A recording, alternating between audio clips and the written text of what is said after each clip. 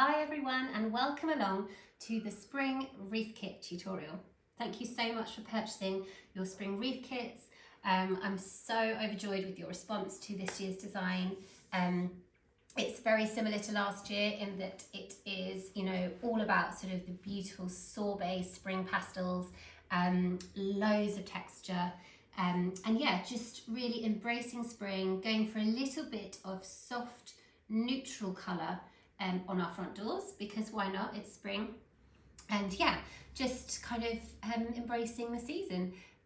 So I'm going to talk you through step by step how to put your wreath together. Please excuse me, I have just filmed the pot kit tutorial and I have a massive cold and I am gravelly and a bit just yuck, so I apologise in advance if I have to sneeze or whatever, but bear with me.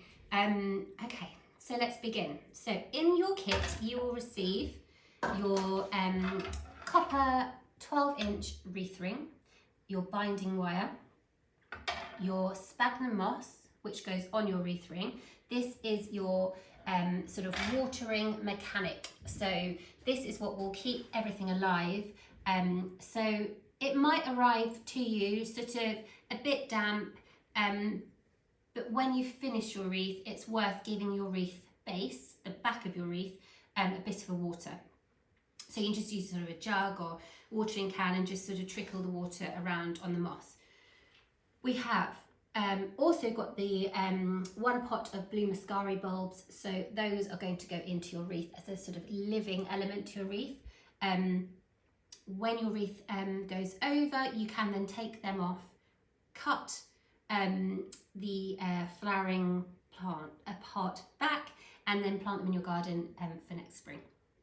The other elements in your wreath, we have some beautiful wax flower, a really good floral for longevity. Also smells really beautiful when you cut it, smells like lemongrass. We have these cute little sort of lemon yellow crospedia or billy bobs. We have the ruffled soft pink ranunculus, a massive favourite of you all. We also have some tulips which have actually been sat in the sun for half an hour and they've just opened beautifully. They're stunning. So they will go in your wreath. We have some white genista which again just smells like spring. It's beautiful. We have some limonium in a sort of lilac-y blue. We have some Pittosporum Ralphie, one of my favourite foliages. Some really textured asparagus fern. We've got cherry blossom. We've got another variety of Pittosporum and good old olive, which again, one of my favourites. I love it, so versatile. So that is your ingredients list for your wreath kit. Okay, so to begin, you take your wire wreath base and you moss it up. So this is, like I said, creating that kind of base for your foliages and flowers to sort of sit on and to get the nutrients and water that they need from that so that they last as long as possible. But before we do that, we're going to create a sort of extra base for our moss to sit on. So what you're going to do is you're going to wrap your binding wire around your wreath base, okay? Just purely so that it's attached. You're then going to create a sort of zigzag pattern going over and under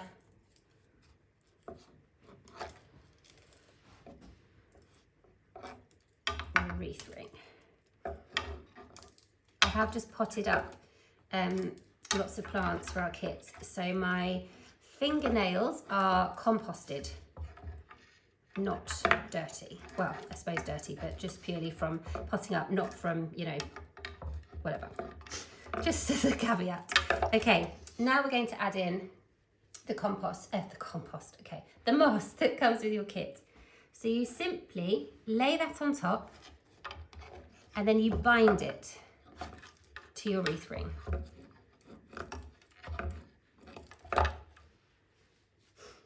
Okay.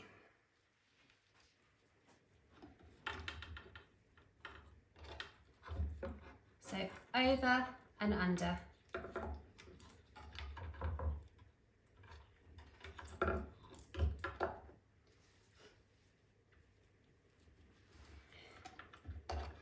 Over and under, over and under. Now it doesn't need to look beautiful, doesn't need to look perfect. You're not actually going to see it.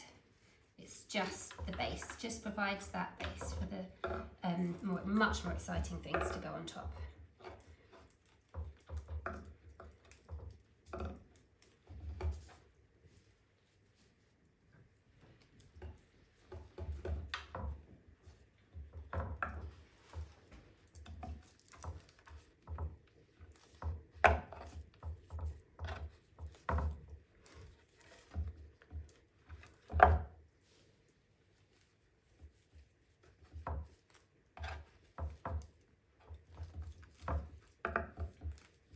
Quite satisfying, therapeutic, this part I find.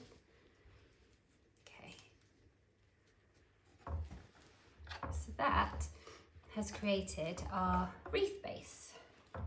So it's a mossed wreath base. This is the part you want to keep as damp as possible. So watering sort of every few days if there's no rain forecast. Okay, excuse me while I just dab my nose. Okay, so now we've done that. We leave the binding wire on the wreath ring and just put that aside, because now what we're going to do is we're going to break down all of our elements for our wreath. Okay, so if we start over here, and we'll just leave the bulbs there for now. So we'll start with the wax flower. So for this, you're basically just going to be creating piles of the different varieties of flowers and foliages. So you're just going to start breaking down into sort of sections like this. And then if you have a section, for example, like this one, we're going to use that because we don't want to waste anything. Okay. So with your scissors or secateurs, I would say secateurs are better because you'll get a sharper cut, but if you don't have any, just some sharp scissors will be fine.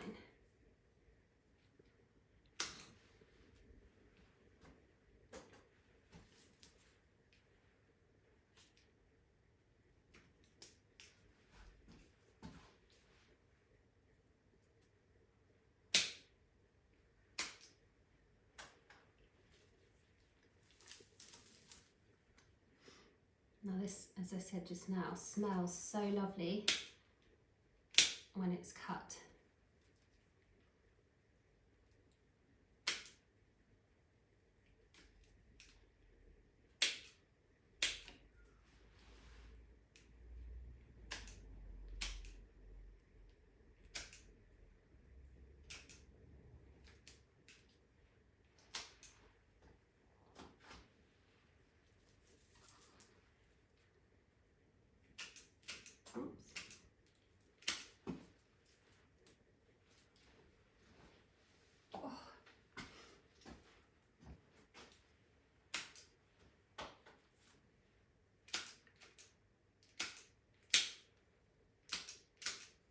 Okay, so that is your wax flower, all cut and ready to go in its little pile. So with the yellow Crispidia or Billy Bobs, again, really simple, just put them in a bunch and just take, you know, just do that. Take a bit off the bottoms of them. Now, with the ranunculus, I have accidentally snapped two, so luckily they don't need to be that long, but you're just sort of cutting to about that length. It's a bit too heavy-handed bringing them in, but they'll be fine. I can stick a wire in them anyway, so that's fine. Okay, and then moving on to your tulips. So tulips actually, as you probably know, continue to grow even after they're cut. So you sort of want to keep the tulips as sort of short, well not short, but as close to the base of your little posy that you make as possible, because they will then continue to grow. But I'll explain more about that in a minute. Okay, so this is your white ginster. Again, Just smells amazing. So with this, you want to get as much out of it as possible. So you're just going to cut it into sections just like that.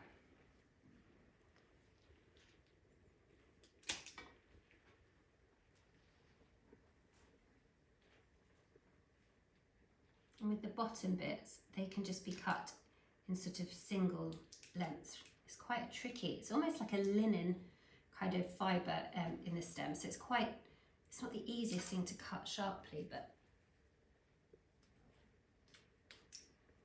just breaking it down into sections.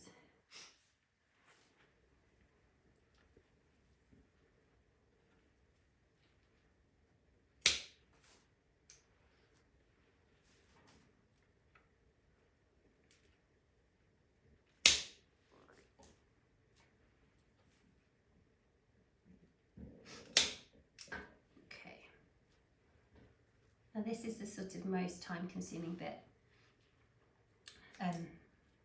is getting it all ready and prepped. So on this bit at the end, again, it's really tricky to cut sometimes with the sort of fibres, but I'm just sort of taking the individual sort of fronds of the ginster off. You can keep them long if you want to, because they do sort of form on the outside of the wreath to create that sort of rustic feel to it.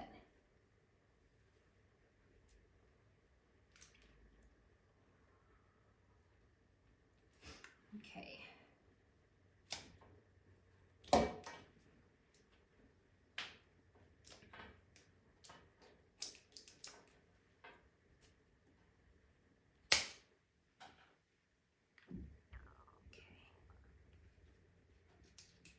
Really tricky.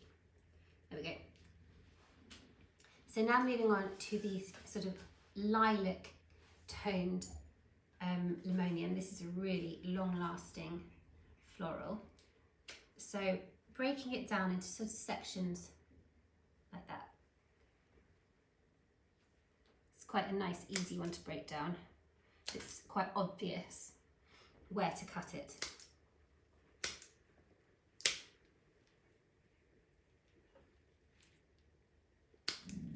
So you're almost sort of cutting it where the stem meets the main body of the stem, if that makes sense.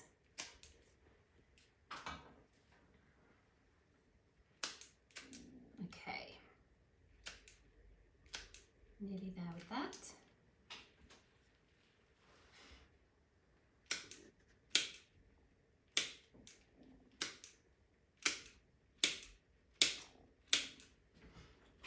Okay, so that's your lilac limonium cut down, and then we'll move on to the asparagus fern. Now this just sort of creates that really lovely kind of fluffy texture, and it's another sort of dimension of green. This is just the idea of having just touches of this in the wreath.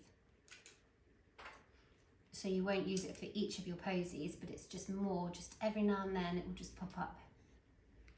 So you're kind of looking at cutting bits in sections, sort of like that. Okay.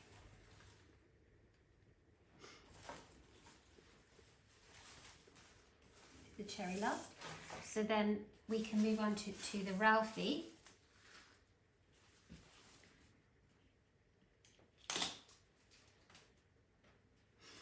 Now this is a lovely sort of green, sort of deep green with a sort of silvery back to it. Really, really pretty.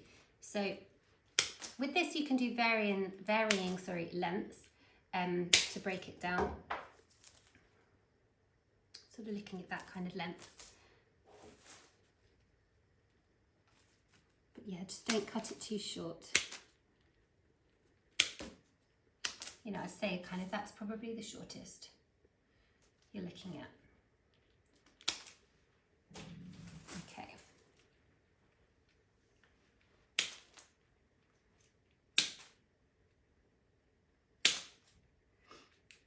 And you can add in these sort of less attractive sections. They can just go in the back of your wreath, so they won't be seen, but they'll create that body behind.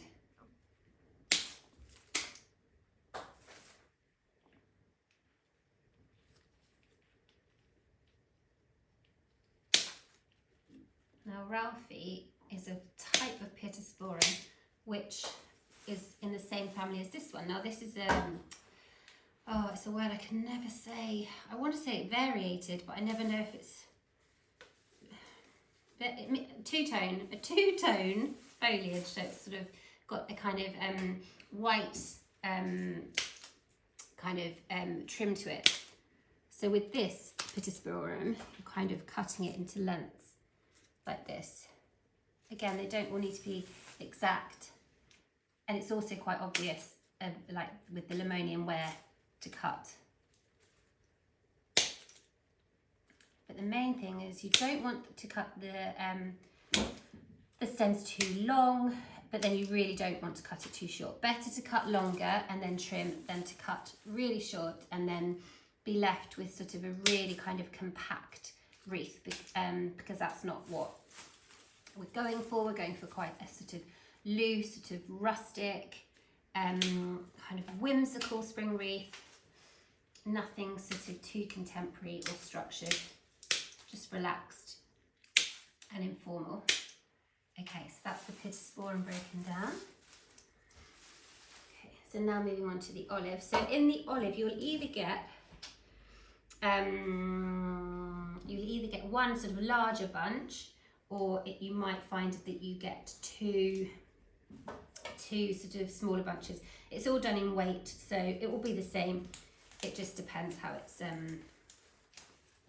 sold at auction, basically. Okay, so with the olive, you can keep this relatively long, where you find, you know, lovely bits like that.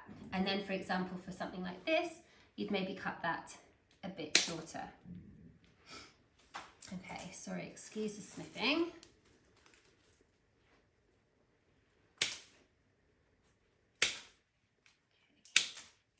So often it is obvious where to cut, but also sometimes you need to take things a little bit shorter as well. You see how you feel.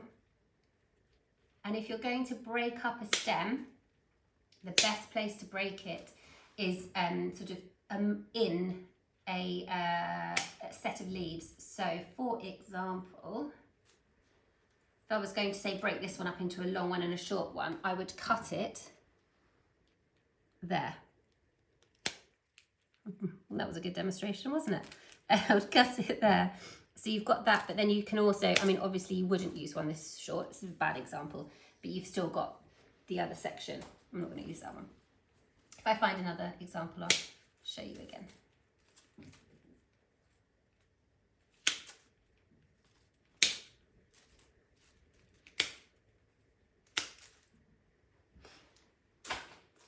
Okay, we're getting there, we're getting through it.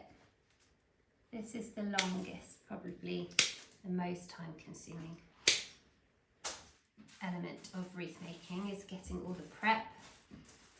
The main idea of kind of getting it all prepped beforehand is that you're not then picking up and putting down your secateurs or scissors every time.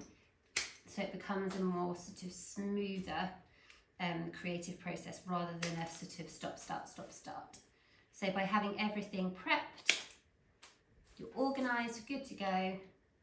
You can also then see how much you have left. So for example, if you're feeling, oh, I'm a bit short on olive, which hopefully you won't be, you might think, okay, I'm not going to put as much olive into this section. I'm going to, you know, ration it out a little bit. You know, if maybe you've gone olive heavy on a previous section of your wreath. So it's good to have it all sort of cut, ready to go, so that then you know what you're working with.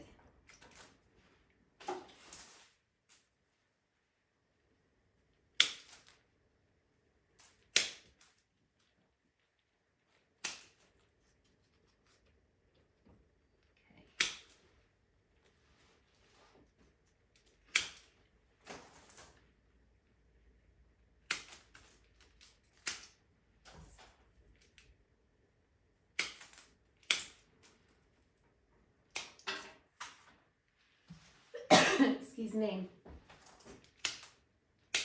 Anyone else got this cold that's been going around? Oh, not fun. Right. So that's your olive, and lots of it. And then lastly, we're just going to break down the cherry blossom. So again, this is just touches of cherry blossom, just to add another dimension on the outside of your wreath. Okay, so I would say, now let's zoom in on this actually. So if you've got a long section here, if you cut just underneath, you will then get a cut that's hidden by the bud. So then you can then use this piece as well as the sort of more perfect piece. So if I show you that again, I'll show you on this one. So if you cut there, you'll get two pieces out of your stem of cherry blossom rather than just one. Okay. Now the cherry blossom varies in terms of how much sort of buds on there, but hopefully you'll all receive like a really lovely bunch of cherry blossom that adds sort of a nice texture to your wreath. This one isn't particularly buddy, but that's fine. It still adds a lovely dimension. Excuse me.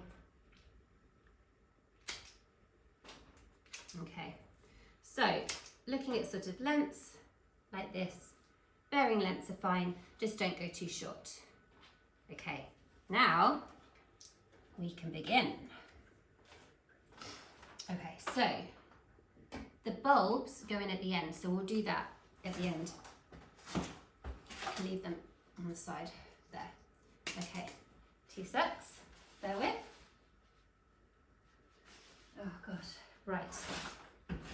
So now, to create your wreath and to make it look as sort of professional as possible, and as sort of not structured, because we don't want structure, but just to look as sort of neat and as beautiful as possible, you're going to be going in the same direction for every single thing that you lay on your wreath. Okay, so for example, for me, excuse me, I go in a clockwise motion. So my sort of posies that we're going to make in a moment face in a clockwise direction. So the top of those posies all go in a clockwise way. You might want to go anti-clockwise. It's completely just, I think it just depends on which way your brain, it's something to do with your brain, or I don't think it's necessarily a left-handed, right-handed thing, just whatever feels comfortable for you. But the main thing is to lay everything in the same motion on top of each other, and then you will get a beautiful wreath. Okay, so we're going to make the wreath up of lots of posies, including all of our sort of ingredients that we've got in front of us. So you start with the back of your little posy. So I would take a couple of pieces of olive, a piece of pittosporum, a piece of Wreath, maybe a piece of asparagus fern. This is a good time to sneeze, isn't it? Sorry. No, it's gone. And then add in all the sort of beautiful, more colourful elements. So I'd go with a little bit of limonium, some wax, flour, some ginster, depends how you say it. And then I would add the cherry blossom, maybe a stem of cherry blossom, to the back. So what you're left with is a posy. Now to that posy, you can add in your sort of more floral elements. So the floral elements, I would say, are the pink ranunculus, the tulips, the crospedia, the billy bobs, and then also your bulbs that will pop in at the end. So if, say for example, we start with a ranunculus, that goes in at the front of your posy, because that's the showstopper, that's the thing that you want to be able to see. If you want to, you can then add another element just on top. I've just laid that straight across that ranunculus stem to protect it. Okay, so now we're going to lay it on our wreath and bind it. So I'm going in a clockwise motion. I'm starting at the side and I'm going to lay my posy on my wreath. I'm then going to take my hand and secure it to my wreath ring. I'm going to take this away so you can see a bit better. Okay, I'm then going to bind it a couple of times with my binding wire, and I'm then just going to twist. So then I've got this section ready to go. The next posy will sit on top of the wire that you've done for your previous posy. It will make sense, I promise. Okay, so we'll start another posy. We'll take a couple of pieces, maybe 3 pieces of olive, some pittosporum, a little bit of Wreath. I won't go in with the asparagus because that's just touches, it's not meant to be all over it. I will put some of this lovely lilac limonium, a little bit of ginster at the back, some wax flower. Now, because I've used the ranunculus in the previous posy, I'm now going to go in with a billy bob or a crospedia, so that's the yellow, and lay that on top. I might pop in an extra piece of lilac limonium on top, and then a piece of cherry blossom that just goes at the back.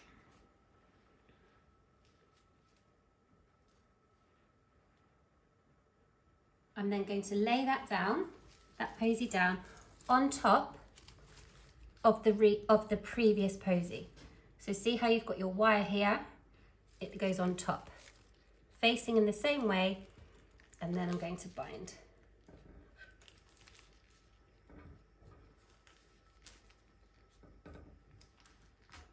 Okay, and now for the next posy.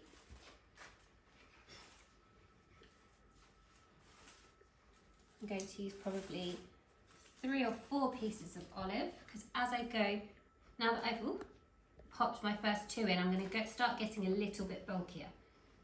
I'm then going to add in my pittosporum, a piece of Wreath, a piece of asparagus fern on top,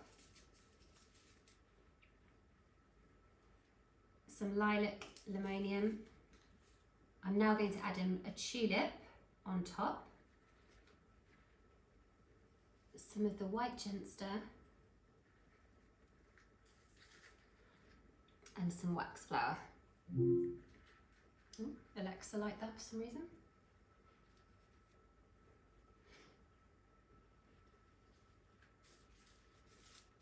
Okay, and then behind that posy, I'm going to pop a piece of cherry blossom. And then again, as before, it goes on top of the wired posy you've done in the previous one. Just sits like so. Okay, secure it with your hand to the wreath ring. Be confident, you don't need to be really, really delicate. And then bind up and over the top. And then I'm going to twist. So now again, I'm starting at the side again, always going in the same motion. Okay. So pop 3 or 4 pieces of olive, 1 or 2 pieces of pittosporum, a piece of Wreath. So this Wreath is not the prettiest, so I'm going to pop that at the back. That just creates the kind of bulkiness to it. Doesn't matter that you can't see it. I'm not going to add the asparagus because that went in on the time before. I'm going to add in a lovely piece of the limoneum, some white ginster, and some wax. So for this section, because I have done the ranunculus and the tulip already, I'm going to go in with a yellow Crispidia or Billy Bob, but the idea is that for this posy, this will feature one of the blue Mascari bulbs. So I'm almost sort of giving myself a gap for one of those. And then a piece of cherry blossom at the back. And then, as always, laying it on top, covering the wire of your previous posy, and then up and over the top. Nice and secure. Be confident with your binding. Okay, and now can you see it's starting to take shape and it's starting to follow that motion of going round. So we're not putting one facing that way, one facing that way, one facing the other way. It just creates that really beautiful flow for your wreath. Okay, next posy. So by now, hopefully you're kind of getting a sense of how much you need to pop into each posy. But it's not the end of the world. If you don't use everything, you can just pop it in, you know, a bud vase and make a nice bud vase, tablescape or something with anything you have left over. You're probably looking at creating 1, 2, 3, 4, about 10 or 11 posies, I'd say, on each wreath. Okay. So adding in the white ginster, some wax flower, and then looking at your wreath and working out sort of what you put in last. So obviously we've put in the yellow Crispidia and we're going to put some blue Mascari in there. So I think now it's time to start again. So we're going to start again with the pink ranunculus. So that goes in on top. And again, I'm going to pop something in over the top of it just to give it a bit of, to protect its stem a bit. So just one piece, and it just simply goes on top. And then a piece of cherry blossom behind. And then, as we've been doing previously, you have your binding wire and you just place it on top. So binding wire, place it on top. Hold it firmly with your hand and then up and over.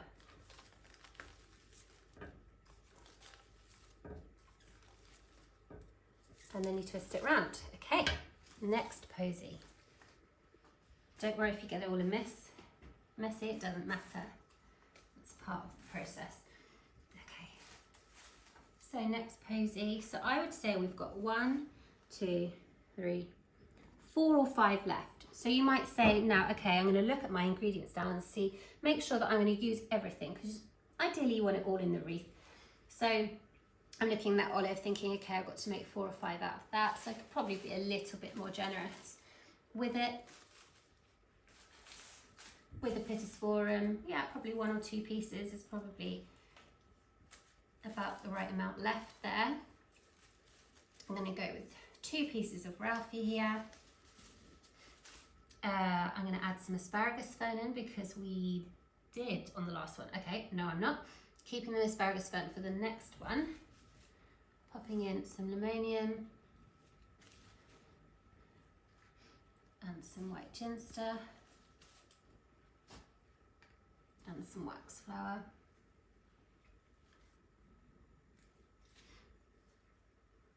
Bear with me.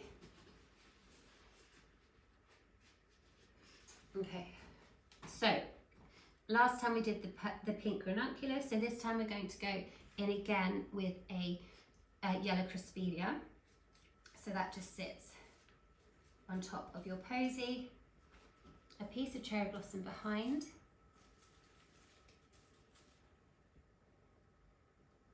Perfect, so that then goes on top of the previous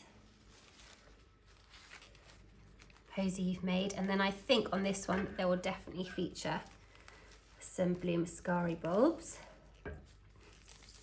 Okay, and then you twist it round. Okay, next posy. Again, starting with your olive.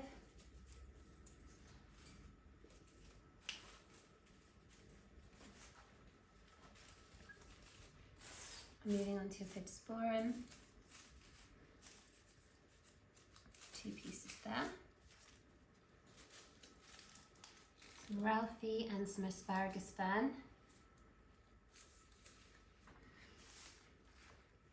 A couple of pieces of the limonium.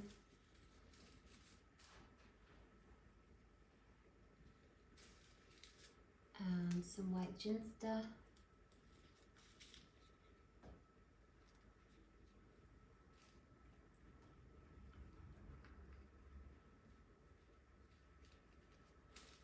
Okay, where were we? Let's put some wax flower in as well. And then, so previously we've done the pink ranunculus and the yellow billy bob, so that means we're now going in with a tulip. And what you'll see as you continue to make your wreath is that the flowers create sort of triangles. Not necessarily with the billy bobs, because there's 5 of those, but with the 3 tulips, you'll have them as a sort of triangle kind of shape on your wreath, which is lovely. Pop some cherry in. And then laying that down. And then binding that over.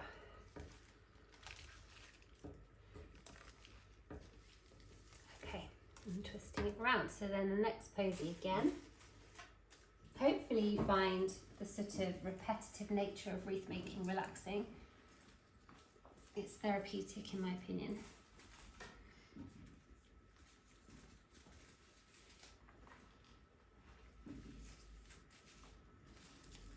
So olive, Pittosporum, the Ralphie, not asparagus fern this time. We'll go straight in with the lilac limonium.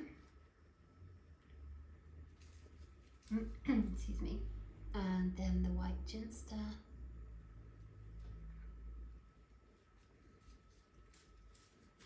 And then looking back at the wreath, we're probably going in for just one of the Crispidia. Yeah, in there. And then we'll pop some pink wax flower over the top.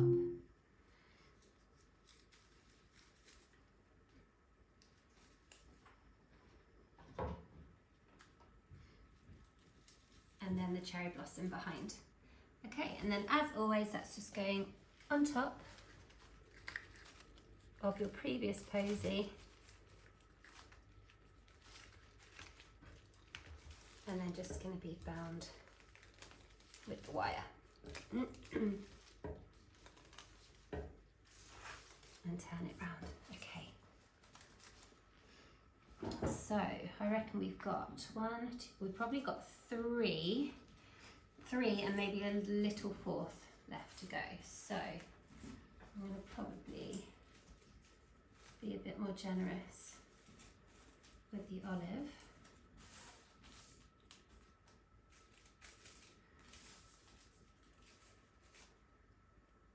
So 1, 2, 1, 2, say 3, okay.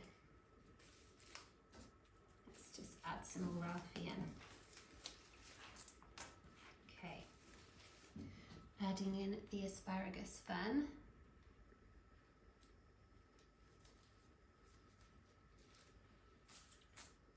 And some lilac limonium. Some white ginster.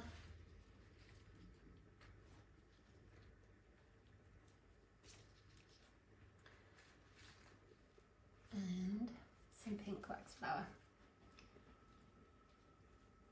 Okay, so on this one, the one before is going to be the blue mascari with the Crispidia, so I think we're going in with the pink ranunculus. Again, I'm just going to lay something over the top of that just to support the structure of the stem. Piece of cherry blossom at the back. I might put one at the front as well, because I know we've got some left over. I'm just going to trim this one actually, because some of these stems are a bit longer. Not important to do necessarily, but just as you're getting towards the end, it does help with the binding. So up and over. Okay, and twist it around. Okay, so the next one I think is the Crispidia, and then it will be the last tulip. Okay, right, so 3 more posies to go. Okay,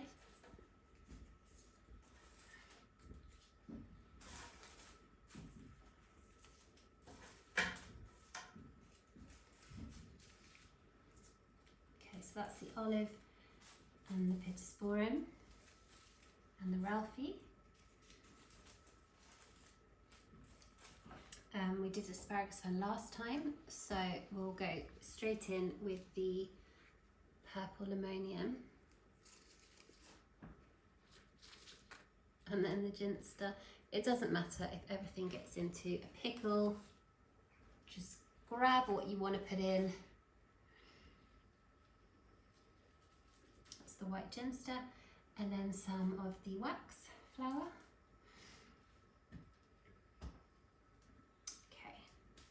And then we're going, that was it, Crispidia. So yellow Crispidia on top, cherry behind. I think we'll have enough cherry for the front as well. I'm going to trim that down a little bit. Always the ginster that doesn't like to be cut. Okay, and then laying that on top of the previous posy.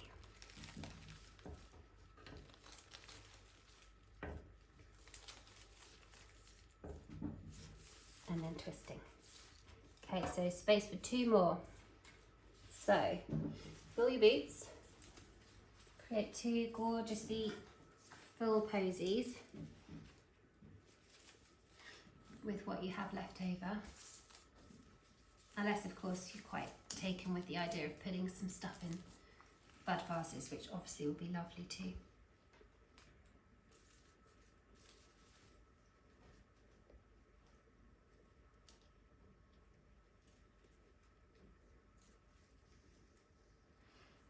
We're planning on doing some bud vase tablescapes for kits next month, ready for Easter. Probably similar kind of tones to your wreath. Okay, I'm going to add in a pink ranunculus. It's going to go there. I also have another one. Do you know what? I'm just going to put... No, I'll wait for the next posy.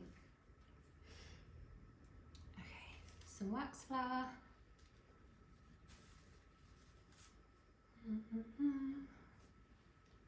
And then 2 stems of the cherry twigs. We'll put 3 in. Okay. I'm going to trim that down a little bit. And again, that goes over the top of the previous posy.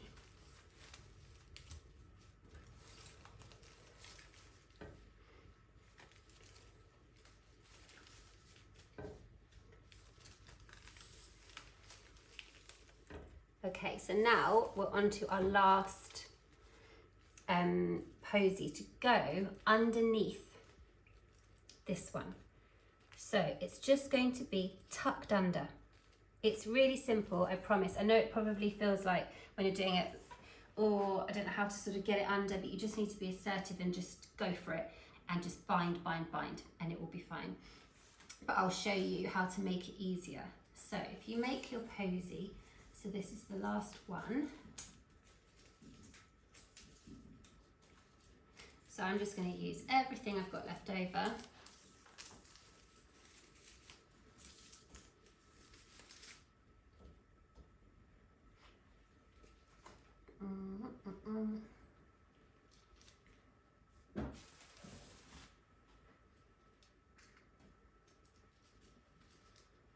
So throwing it all in.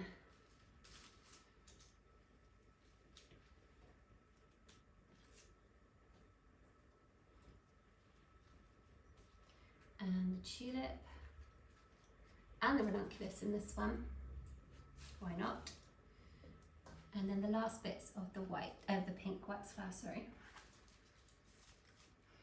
Okay. And the cherry. Now, obviously, as you're watching this, you can stop and start as you please, so that it's sort of, if you need to watch anything again. So for this section, the last bit, here's your posy. You need to trim it down a decent amount. Please watch your fingers. So you're ending up with something super cute and gorgeous like that. So that is going to get tucked underneath the first section that you put on your wreath. So you lift it up with one hand and you tuck it under like that. Then with that hand, you then hold it in place and you just bind. And honestly, it doesn't matter.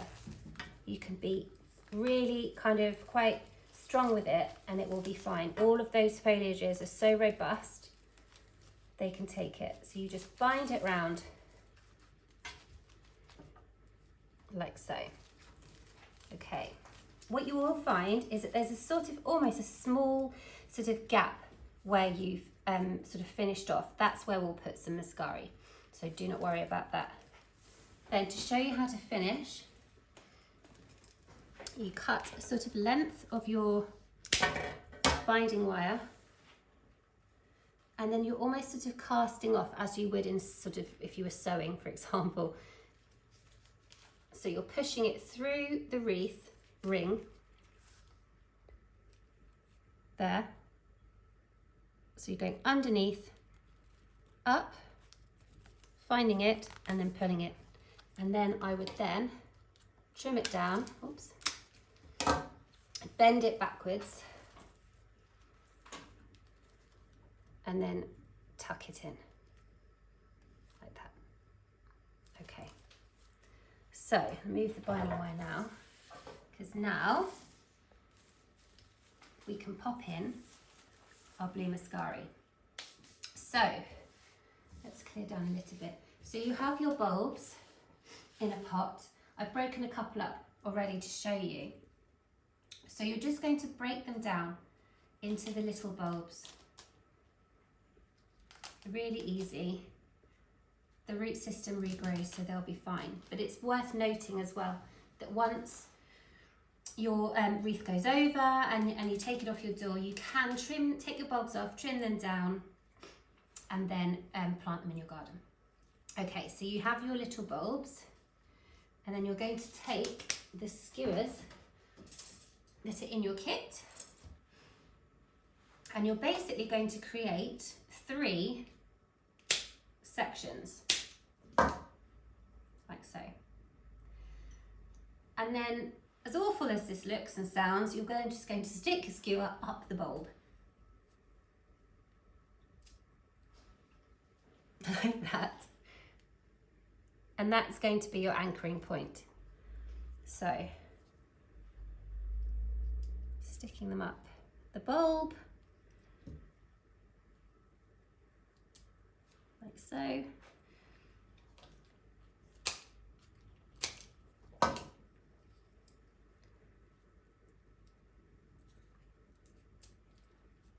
And then with your bulbs and the skewers on attached, you're then going to place your bulbs into your wreath. Now, I believe this is where we cast off, where we finished. So, at a slight angle, I'm going to push the skewer into the wreath, and that's all you need to do. You might find that the skewer comes out the other side. In fact, that's not gone in properly. Let me do that again. And if so, if it does, you can obviously trim it because you need to protect you know, whatever surface it's going on. So that's your first one in. In the picture on the website, you'll see that the mascara are sort of grown and long and blue and beautiful. That's what will happen to your wreath. So you can, once that happens, you just sort of wind them amongst the other flowers and foliages. So we have got 6 in total. So if you imagine, you're sort of doing 3 there and then 3 there. Okay, so I'm going in where we put that Craspedia, the Billy Bobs. So just simply sticking it in, for want of a better phrase. Okay, so look where you have your gaps, and it goes.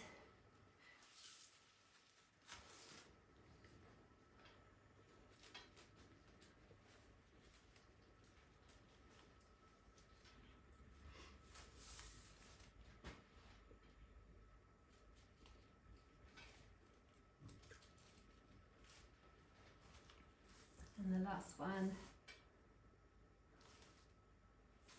Where's it gone? Oh, there.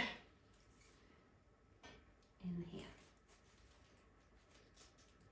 This is the beauty of adding bulbs at the end, is because if you find that you have gaps, it really doesn't matter. And there we have it. So that's all ready to the point that we can now add the ribbon. So with your kit, you will receive a moss velvet ribbon. It's lovely, so textured, and it works beautifully. And hopefully I chose the colour because I thought it would work on sort of most people's doors. I've also got some string that I will include if you would rather just hang it without sort of the decorative detail of a ribbon. There is some twine in your kits as well. So this just goes really simply where you have a gap between 2 binded sections.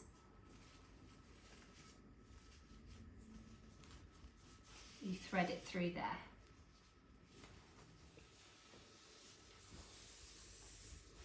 And then simply, this is the way I do it. Obviously it's completely depends on, you know, what you're hanging it off.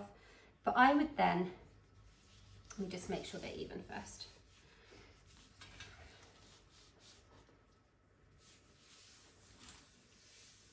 I would then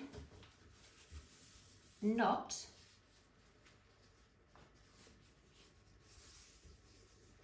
my 2 pieces together, and then that would then go over the nail or the door knocker or whatever you're hanging it on, or the hook. And then with the remaining section, that's when I would just, once it's up, just create a really simple little bow. Now, in terms of looking after your wreath, it does need to be watered. I would say sort of every 3 or 4 days, give it a really nice trickle behind the wreath. So this is the section that you are watering, this bit here. So fill a jug and just sort of pour it around your wreath and keep it nice and damp. That will mean your wreath will last for much longer than if you just left it. It will dry out beautifully anyway, but there you have it. Your gorgeous DIY spring wreath in all its beautiful sorbet pastel colours and its gorgeous blue mascara that will just grow and add an extra level to your wreath kit. So I hope you enjoy. Please share pictures with me. I love seeing your wreath kits on the door, and yeah, I hope you enjoy it.